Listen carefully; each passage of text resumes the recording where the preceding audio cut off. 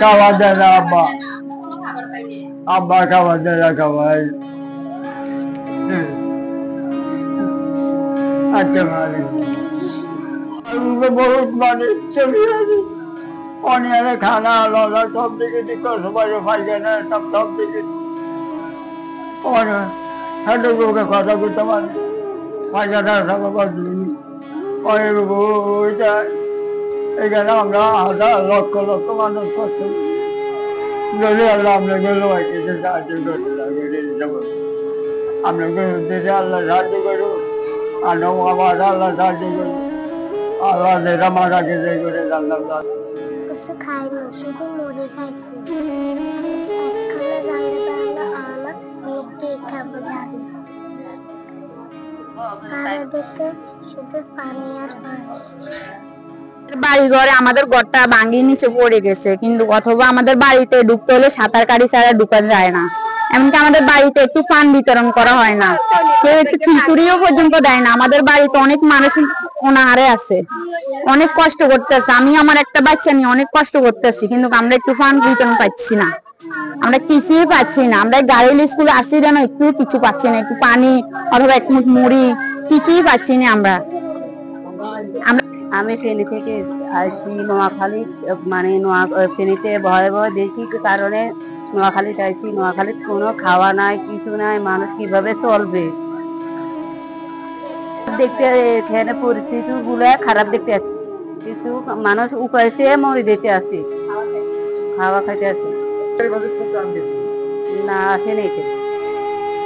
না দে না খোঁজ খবর নিচ্ছে না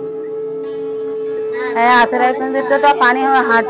হাঁটুর বুক হয় মানে পানি তো উপরে থাকার কারণে হাঁটু আমার পানি সেদিনে স্কুলে চলে এসেছি অনেক বন্যা বাড়িতে ডুবে গেছে আমরা শুধু মুড়ি আর কিছু খাইতে পারি না আমাদের এখানে কোনো রান্না বান্না হয় না গ্যাস নাই পানি নাই কারেন্ট নাই আমরা খুব কষ্ট আছে আমরা কিছু খেতে নাগরিক হিসেবে আমরা সরকারের কাছে আমরা আবেদন করছি আমাদের ঘর ভাঙি যাচ্ছে আমরা এটার আবেদন করছি এবং কি আমাদের মনে করেন খানা বানা দিয়ে খুব কষ্ট হচ্ছে আমাদের মনে করেন ঘরের ভিতরে হানি একান্ডু রাস্তার উপরে এক গলহমান এই অবস্থার মধ্যে আছি আমরা আশ্রয় কেন্দ্রের মধ্যে আছি কোনো খানা আইনে লনা আইনে আমরা এই পরিস্থিতির মধ্যে আছি আমাদের গ্রামে চোর ডাকাতের বড়া যা ঘর দুয়ারে সব নিয়ে যাচ্ছে এই পরিস্থিতির মধ্যে আমরা আছি আর কোনো খানা হেঙে ল নাই না আশ্রয় কেন্দ্রের মধ্যে আছি আমরা উপবাস কাবাসের মধ্যে মনে করেন আছি ওখানে আমরা দুপুর বেলা 2 দিন ভাত খাইছি আর 2 দিন আমাদেরকে খিচুড়ি দিছে দুপুরে আজ 2-3 দিন আর কিছুই দেন আমরা কিছুই পাই না এখানে আমরা অনেক অসুবিধায় আছি কারণ আমরা রান্না করতে পারতেছি না কোনো কর্ম করতে পারছে না আমরা তো গরিব আমাদের স্বামী যাতে এখানে আইসে ভ্যান গাড়ি চালা বা রিক্সা চালাও কারণ আমরা তো এগুলোও করতে পারতেছি না গ্যাস নাই সাপ্লাই নাই আমরা তো অনেক অসুবিধা পানিও তো নাই আমরা খাওয়ার বাচ্চারা পানি পিতা আড়ি বাজারে যাইতো স্বামীরা বাজারে যাইতো অসুস্থ হয়ে গেছে সবাই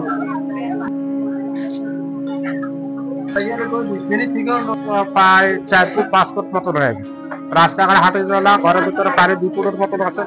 তখন আমাদের বাচ্চা ছেলেসন্তান আমরা খুব কষ্ট করতেছি তখন আমরা এখানে আমাদের আসলে কারণে তো চাইতেছে না তো আসি দেখতেছে আমার এলাকার বাড়িতে চুরি ডাকাতি বেশি দেখতেছে এই জন্য আমরা এখন তো আসতো না আমার দেখতেছে না কষ্ট করতেছে